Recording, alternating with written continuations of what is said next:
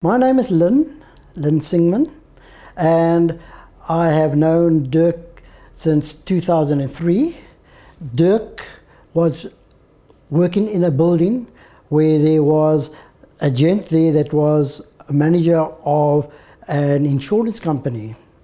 And I happened to know this manager, and he said, look here, that I have this friend downstairs who I can recommend, and who, as far as I'm concerned, he seems not only a nice guy, we're all nice guys sometimes, but he is an honest chappie. He is the type of person who's going to give you the service that you not only expect, but you deserve. His name is Dirk, and then goes from there. He introduced to Dirk, and Dirk sat behind his lovely small desk. He didn't have a big desk, but he was, starting. He had a small little desk, and he said, what do you want out of life? What are you looking for in terms of one day if you should retire? And give me your profile, how big's your family and things like that. Which it was a fair start.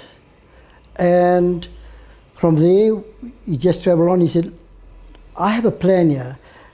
It's a plan developed for independent people, people that want custom-made insurance, custom-made investments.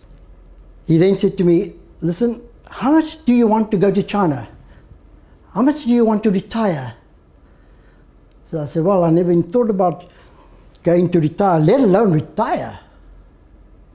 So he said, okay, let's sit down and say, you want so much, so much, and so much, and let's see how we can build a new package deal for you.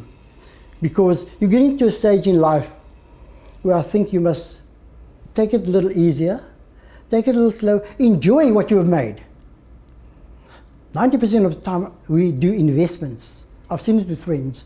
And we hoard all our money in the bank in investments, and we have a huge fortune, huge sum. We're worried about what our pension schemes are doing, and this and that and that.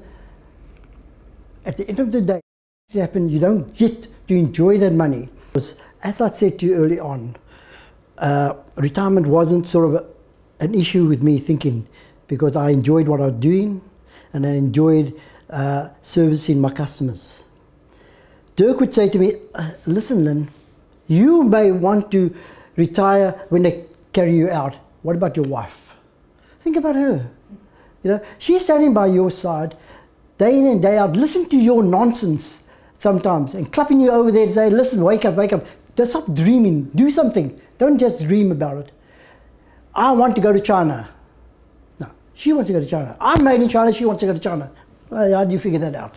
But anyway, so he had sown this little seed a little while back, long before I was even thinking of retiring. And when we used to go and see him, he used to come in, let's discuss your portfolio, let's discuss your investments and things like that. From time to time he'd do that. And then towards the end he said, let's see how far you got with your retirement plan here. Yeah? How far are you to go to China? That type of thing, you see. So yes, I turned 70 the other day. Right?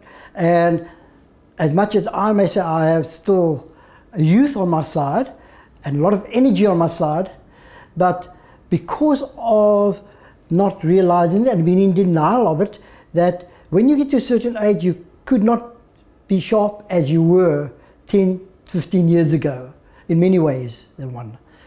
And then Dirk said, you haven't stopped to think about retirement. Not to say you have 20 million rand invested that you can retire right now. I'm not saying that.